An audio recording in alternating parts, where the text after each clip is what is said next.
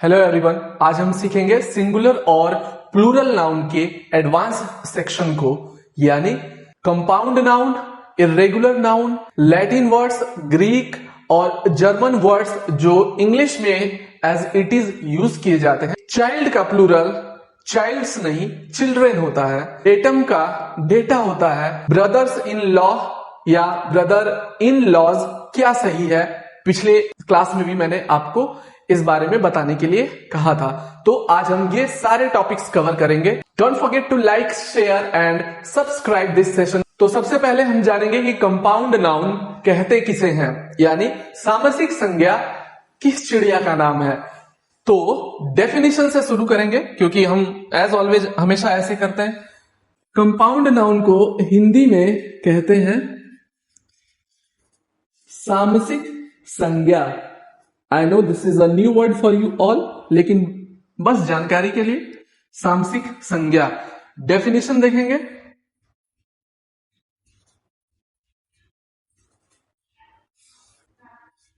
A compound noun is a noun made by combining two or more यानी ज्यादा वाला मोर, पक्षी वाला नहीं, words that together represents one person, place, thing और idea। यानी कंपाउंड नाउन हम उस संज्ञा को कहते हैं जहां पर दो या दो से ज्यादा शब्दों को एक साथ कंबाइन करके एक वर्ड बनाते हैं, और वो शब्द किसी एक व्यक्ति को रिप्रेजेंट करेगा, किसी एक वस्तु को, किसी एक विचार को या किसी एक स्थान को, बजाय इसके कि वो कई वर्ड से मिलकर बना है। समझ गए? यानी कई वर्ड से मिलकर बनने के बाद भी ये किसी एक को ही दर्शाता है। हिंदी में देखते हैं इसे संज्ञा जो अलग अलग शब्दों से मिलकर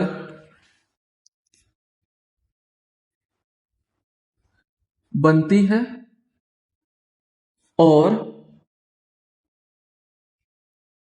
एक ही व्यक्ति, वस्तु, स्थान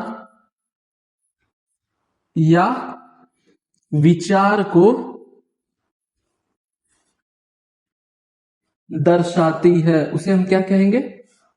कंपाउंड नाउन, यानी सामसिक संज्ञा। फॉर एग्जाम्पल्स अगर देखें तो बस स्टैंड, रेलवे स्टेशन, ये क्या है? ये दो शब्द हैं। बस अलग है, स्टैंड अलग है, रेलवे अलग है, स्टेशन अलग शब्द है, लेकिन ये दोनों मिल रहे हैं और रिप्रेजेंट कर रहे हैं किसे? एक जगह को। इसे हम कहेंगे कंपाउंड नाउन। पहला क्लोज्ड कंपाउंड नाउन, दूसरा हाइफिनेटेड कंपाउंड नाउन, और तीसरा ओपन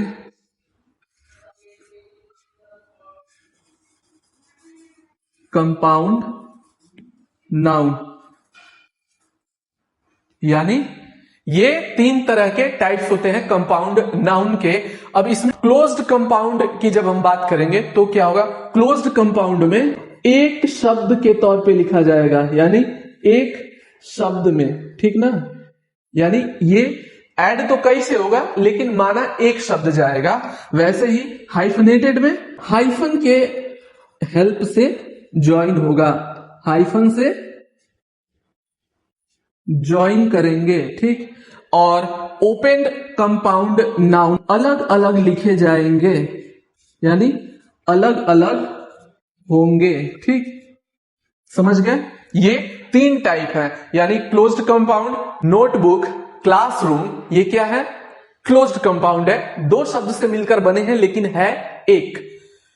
हाइफनेटेड की जब हम बात करेंगे तो होगा mother in law, editor in chief, chief dash minister, ऐसे करके।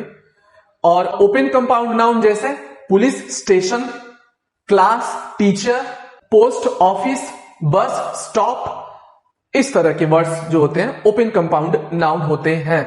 इनको हम थोड़ा अलग अलग करके लिख भी लेते हैं। जैसे कि क्लोज्ड कंपाउंड नाउन की जब बात होगी तो नोटबुक, क्लासरूम, ये इस तरह के शब्द आएंगे। हाइफनेटेड में क्या है? Mother in law, editor in chief, ठीक। और ओपन में बस स्टॉप, पुलिस स्टेशन, मैंने एक और बताया शुरू में, रेलवे स्टेशन, ऐसे शब्द, ठीक। ये है 3 तरह के कंपाउंड नाउन के टाइप्स, डेफिनेशन और उनके एग्जांपल्स, ठीक। डेफिनेशन बेसिकली बहुत बड़ी चीज नहीं है, you can get it very easily, I hope so. तो अब देखेंगे plural rules in compound noun, मतलब कंपाउंड नाउन में प्लूरल कैसे बनाते हैं। यूजुअली यानी आमतौर पे the main noun becomes plural, ठीक। यानी जो मेन संज्ञा है, मुख्य संज्ञा है, वो प्लूरल बनेगा। Brother in law, step daughter. अब स्टेप में क्या है? जितने भी होंगे सब step father, step mother, step brother सब आएंगे। वैसे ही ब्रदर इन लॉ एक एग्जांपल्स में आप समझ लो, father in law, mother in law, sister in law, brother in law, जो भी है सबका एग्जांपल्स एक से समझ जाओ। स्कूल, टीचर, ये तीनों का एग्जांपल्स हम एक ही साथ देखेंगे। जैसे हाइफनेटेड हो गए, अब ये ओपन हो गया, ठीक ना। बॉय फ्रेंड, बेड रूम, यानी एक ही में है। अब इसमें क्या होगा? जो मेन नाउन है, मेन क्या है, मुख्य क्या है, यहां पर है ब्रदर, डॉटर, यहां है टीचर, यहां क्या है फ्रेंड, यहां है रूम। अब जो मेन नाउन है ये चेंज होके प्लूरल बनता है, तो हो जाएगा ब्रदर्स इन लॉ, ठीक। ये मोस्ट इंपॉर्टेंट है, हाइफन वाले। Father in law, brother in law, mother in law, sister in law, जितने भी आते हैं इसमें एस हमेशा मेन नाउन में लगेगा। अब इसमें मिस्टेक्स देता है लॉ में एस लगा के। ब्रदर इन लॉज ये क्या करेगा? एस लॉ में शिफ्ट कर देगा और फिर आपके मार्क्स भी शिफ्ट हो जाते हैं। तो ध्यान देना जरूरी है कि एस यानी प्लूरल जो बनेगा वो मेन नाउन होगा। यानी अब स्टेप जो है यहां पर क्या है? स्टेप तो मेन है नहीं, मुख्य संज्ञा स्टेप नहीं है। क्या स्टेप? क्या पता लग रहा है? कुछ नहीं। लेकिन जब हम डॉटर की बात करेंगे तो डॉटर तो संज्ञा है, बेटी, मेन एक मुख्य भूमिका में हम उसे रख सकते हैं। तो ये हो जाएगा स्टेप डॉटर्स, ठीक। एस यहां लगेगा। School, teacher. अब देखो स्कूल तो है संज्ञा, लेकिन मुख्य तौर पे किसकी बात हो रही है? स्कूल की बात नहीं हो रही है, टीचर की बात कर रहे हैं हम। तो मुख्य कौन हो गया? मेन कौन है? टीचर, तो क्या होगा? School teachers. ठीक। बॉयफ्रेंड, अब बॉय तो मेन है नहीं, बात किसकी हो रही है यहां पर? फ्रेंड की, तो क्या होगा? बॉयफ्रेंड्स, यानी कई सारे पुरुष मित्र। और बेडरूम, अब यहां भी बेड की बात नहीं हो रही है, बेड रूम से मतलब है कमरे की, तो एस कमरे में लगेगा, न कि बेड में। ठीक, तो ये एग्जांपल्स हो गया। ये तो हो गया रूल्स कंपाउंड नाउन को प्लूरल बनाने की। अब देखेंगे वैसे वर्ड जो लैटिन ओरिजिन के हैं। इंग्लिश में कुछ शब्द आते हैं इनसे, लेकिन इनमें एस या ईएस का रूल नहीं चलता। इनके लास्ट में अस आता है, यानी इनके अंत में यूएस वर्ड आता है, तो यूएस को चेंज करके हम क्या करेंगे? आई। ठीक, जैसे रेडियस, सिलेबस, यूएस लास्ट में आ रहा है ना। कैक्टस, न्यूक्लियस, ऐसे शब्द क्या है? अस, अस, अस और अस। यूएस लास्ट में आ रहा है तो क्या करेंगे? इनमें हम चेंज करते हैं, यूएस को आई में बदलते हैं, तो ये हो जाएगा। अब यहां डबल आई होगा, क्यों? क्योंकि एक ऑलरेडी है, उसे नहीं टच करना है। ठीक, अब सिलेबस का हो जाएगा सिलेबाई, कैक्टस का कैक्टाई, और न्यूक्लियस का न्यूक्लियाई। ऐसे बनाते हैं लैटिन वर्ड्स के सिंगुलर फॉर्म को प्लूरल में। अंडरस्टूड? इनमें कुछ ऐसे वर्ड होते हैं, यानी लैटिन ओरिजिन के ही होते हैं, जिनके लास्ट में यूएम आता है। इनमें कुछ ऐसे शब्द भी होते हैं जिनके लास्ट में यूएम आता है। यहां क्या है? यूएस है। जब यूएम आएगा लास्ट में तो क्या करना है? Asylum, petroleum,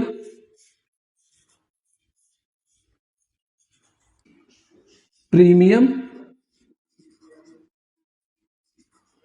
forum. तो अब ऐसे शब्दों के प्लूरल कैसे बनाएंगे? तो यूएम के बाद में ऐड करेंगे एस, हटाएंगे नहीं, चेंज नहीं करेंगे उसे। यूएम हटा के एस नहीं लिखना है, जस्ट सिंपली में क्या कर देंगे? हम एस ऐड कर देंगे, यानी असाइलम्स। पेट्रोलियम में एस ऐड कर दो, प्रीमियम में एस ऐड कर दो, फोरम में एस ऐड कर दो, यानी प्रीमियम्स, फोरम्स, पेट्रोलियम्स। अब इनमें कुछ ऐसे वर्ड आते हैं जिनमें लास्ट में यूएम होता है, लेकिन वहां पर एस नहीं लगता। जैसे कि यूएम क्या है? लास्ट में है, लेकिन यहां पर एस न लगकर कुछ और वर्ड यूज किया जाता है, जैसे कि मेमोरेंडम,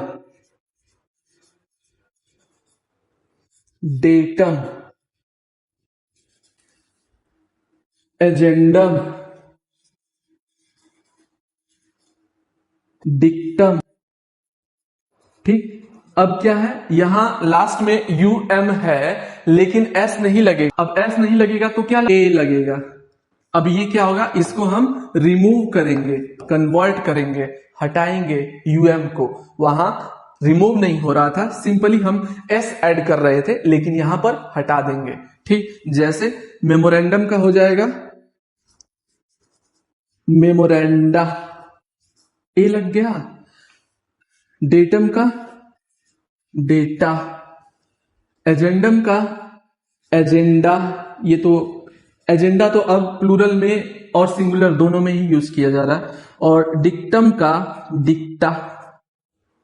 ठीक, तो ये हो गया कुछ लैटिन वर्ड्स के singular to plural form, Greek origin words के।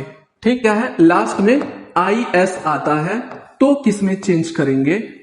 और एक ऑन आता है तो किस में चेंज करेंगे?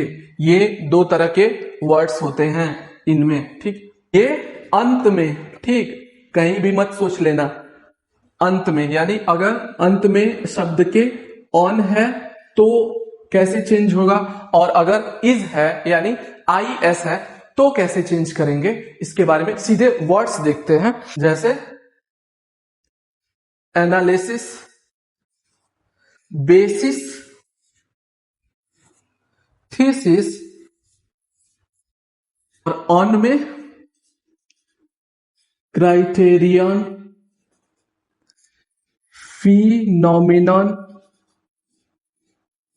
जब चेंज करेंगे तो हो जाएगा आई एस वाले को ई एस में बदल देंगे और ऑन जो है उसे ए में। ठीक, जैसे एनालाइसिस, बेसिस, थीसिस, ये हो गया आई एस को चेंज करके ई एस में। अब क्राइटेरियन में क्या होगा, ये क्राइटेरिया ऑन चेंज करेंगे, ठीक, और ये हो जाएगा फिनोमेनॉन, फिनोमेना। ठीक, ऐसे चेंज हो गए। तो ये क्या है, ये लैटिन ओरिजिन के वर्ड है, ग्रीक ओरिजिन के वर्ड हमने देखे। इन्हें कैसे सिंगुलर से प्लूरल चेंज किया जाता है, एक दो बार अगर ये रूल्स देख लो तो भूलना मुश्किल है, क्योंकि ये कंफ्यूजिंग बहुत ज्यादा होते हैं। क्योंकि जो वर्ड्स हम सुनते हैं, जैसे कि एक हो गया डेटा, एक होता है पब्लिक डाटा, एक होता है डाटा, एक होता है डेटा, दो चीजें होती हैं, कंफ्यूजन होती है। इसलिए क्योंकि हमें लगता है ये सिंगुलर फॉर्म है, लेकिन एक्चुअली में ये प्लूरल फॉर्म होते हैं। इनको सिंगुलर इनका डेटम होता है, चेंज करके डेटा किया जाता है। तो नॉलेज होना जरूरी है रूल्स का। अब ऐसे शब्द देखेंगे जो सिंगुलर और प्लूरल में सेम होते हैं, उन्हें कुछ फर्क नहीं पड़ता। सीधे वर्ड देखेंगे, शीप, डियर, स्पेशीज, सीरीज। अब ऐसे शब्द क्या है, ये सिंगुलर में भी सेम रहेंगे, प्लूरल में भी सेम रहेंगे। इस बात से फर्क नहीं पड़ता कि ये संख्या में एक है या फिर हजार। तो शिप का शिप होगा, डियर का डियर होगा। ये हिरन वाला है डियर, प्रिय वाला डियर नहीं, उसकी स्पेलिंग अलग होती है। ठीक, स्पेशीज में भी यही होगा, सेम रहेगा। सीरीज में भी एक सीरीज है या 50 सीरीज है, सेम रहेगा, फर्क नहीं पड़ता। ठीक, तो ऐसे वर्ड्स भी होते हैं जिनके बारे में आपको जानना चाहिए। अब देखो, एक होता है फिश, जैसे कि फिश है। अगर फिश है तो बहुत ट्रिकी चीज है। देखो, एक होता है फिश और एक होता है फिशेस। हमने सुना है ये वर्ड फिश और फिशेस का। अब बताओ, इनमें फिश का प्लूरल क्या होगा और क्यों होगा? किस आधार पे फिश का फिशेस किया जाता है? क्या प्लूरल की बात है, यानी अगर एक मछली है तो क्या कहेंगे, और 10 मछलियां हैं तो नॉलेज की बात है। जैसे अगर सिंगल फिश है तो फिश होगा, एक से ज्यादा मछली है तो फिशेस। ठीक, लेकिन वो गलत होता है। सही क्या है, अगर ये एक प्रजाति की है, एक ही प्रजातियां है, चाहे ये एक हो या हजार, ठीक ना, फर्क नहीं पड़ता, फिश कहेंगे। लेकिन जब ये डिफरेंट प्रजाति होती है, यानी अलग अलग स्पेशीज की हो जाती है, अलग अलग प्रजाति की, तो क्या कहेंगे, तब होता है फिशेस। बेसिक इसका यही है। ऐसे ही एरर्स में गलती होती है और समझ नहीं आता कहां पे कटा है। ऐसे नाउन जो बहुत ज्यादा इंपॉर्टेंट हैं और इनका प्लूरल कैसे बनता है, सीधे वर्ड्स देखेंगे। If I, ATM, BA, MP, MA, 10, T. तो ऐसे वर्ड्स जो होते हैं इनका प्लूरल कैसे बनाते हैं? अब देखो, अब सोच रहे होगे इफ का प्लूरल क्या हो सकता है? होता है, बना के दिखाता हूं। देखो, इफ में क्या है, यहां इफ्स, आई का आईज, एटीएम का एटीएम्स, ये छोटा वाला लगता है ना जो, वो बीएस, एमपीज, एमएज, टेन्स, टीज, और एक होता है पी का, तो पीज, एक होता है फाइव, फाइव्स। इस तरह से लिखते हैं, केवल एस ऐड करके। आई होप कि ये पूरा कॉन्सेप्ट क्लियर हो गया होगा, क्योंकि क्वेश्चंस देखो, इन्हें आप एक दो बार रिपीट करो, क्वेश्चंस यहीं से आते हैं।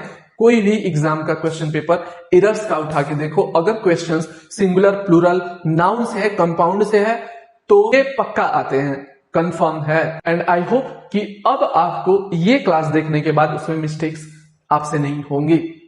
आई होप सो। तो क्लास यहीं तक रखेंगे। नेक्स्ट टॉपिक में हम ऐसे वर्ड्स के बारे में पढ़ेंगे जिनके डिफरेंट मीनिंग्स होते हैं। वाटर मतलब पानी, एस लग गया तो वाटर्स यानी समुद्र। आयरन मीन्स होता है लोहा, लेकिन उसी में अगर एस ऐड कर दिया जाए आयरन्स तो उसका मतलब हो जाता है बेड़ियां। तो ऐसे बहुत सारे वर्ड्स हैं जो पूछे जाते हैं और ये पकड़ में नहीं आते हैं, इसलिए इनको एक ही बार, मुझे लग रहा है 5-10 मिनट की क्लास होगी, 10 मिनट मान लो, 5 बहुत कम हो गया, क्योंकि दोनों साइड की मीनिंग्स लिखने पड़ते हैं। हिंदी मीनिंग्स के बिना ये समझ नहीं आते हैं। ठीक, तो उसके बाद पढ़ेंगे हम अपस्ट्रॉफी के बारे में, फिर नाउन केस और फिर चैप्टर खत्म, प्रोनाउन आएगा। So don't forget to like, share and subscribe this session with your friends. I hope you enjoy today and कुछ नई चीज सीखने को मिली। अगले क्लास में बहुत इंटरेस्टिंग टॉपिक्स कवर करने वाले हैं। So stay tuned with us. Once again, don't forget to like, share and subscribe this session. Thank you so much.